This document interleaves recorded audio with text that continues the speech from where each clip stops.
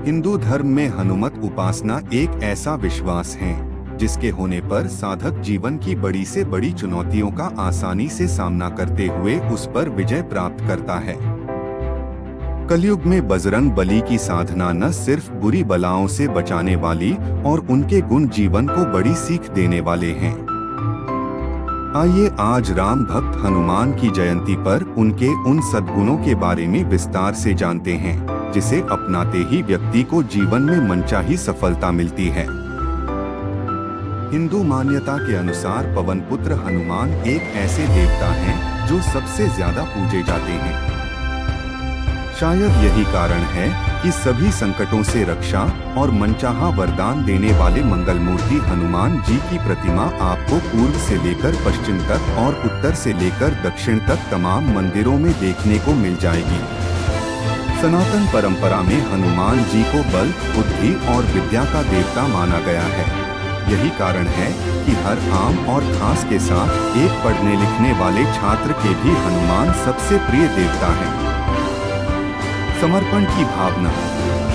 राम भक्त हनुमान के जीवन से हमें अपने कार्य या फिर कहीं लक्ष्य के प्रति समर्पण होने की सीख मिलती है। हनुमान जी अपने पूरे जीवन में भगवान राम के हर आदेश का पालन करते हुए उसे सफल तरीके से सिद्ध किया, लेकिन कभी भी उसका खुद श्रेय नहीं लिया। उन्होंने अपने सभी कार्यों का श्रेय प्रभु श्री राम को ही दिया। लक्ष्य प्राप्ति तक आराम नहीं। हनुमान जी के जीवन से हमें सीख मिलती है कि जीवन से जुड़ा लक्ष्य जब तक प्राप्त न हो जाए हमें निरंतर परिश्रम और प्रयास करते रहना चाहिए। बिल्कुल वैसे ही जैसे हनुमान जी जब माता सीता की खोज में लंका जा रहे होते हैं और मेनाक पर्वत पर आराम करने का आग्रह करता है, लेकिन वे मना कर देते हैं। वे इस बात पर अडिग रहते हुए कहते हैं कि राम काज कीन्हे बिना मोहि कहाँ विश्राम। बल और बुद्धि का सदुपयोग। हनुमान जी ने जीवन में अपनी सभी शक्तियों और बुद्धि का हमेशा सदुपयोग किया। उन्हें जब जरूरत पड़ी तो उन्होंने अपने आप को छोटे स्वरूप में बदल लिया और सुरसा के मुंह के भीतर जाकर बाहर निकल आए और आवश्यकता पड़ने पर उन्होंने पूंछ को बढ़ाकर पूरी लंका को भस्म कर दिया। ऐसे में हमें बजरंगी के इस गुण को अपनाते हुए अपनी बल और बुद्धि का हमेशा सदुपयोग करना चाहिए। जिज्ञासु मन। हनुमान जी के तमाम गुणों में उनका जिज्ञासु होना उनकी प्रसिद्धि का एक बड़ा कारण रहा। ज्ञान को अर्जित करने लिए जब वे भगवान सूर्य के पास जाते हैं तो सूर्य देव ने इसे असंभव बताते हुए कहा कि मैं निरंतर चलता रहता हूँ, इसलिए तुम ज्ञान नहीं अर्जित कर सकते।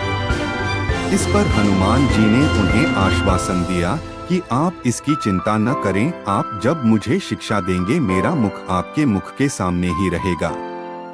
इस प्रकार उन्होंने लगातार सूर्यदेव के साथ चलते हुए ज्ञान प्राप्त किया।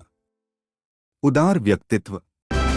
महाबली हनुमान जी तमाम शक्तियों के स्वामी होने के बाद भी बहुत ही उदार मन के स्वामी थे।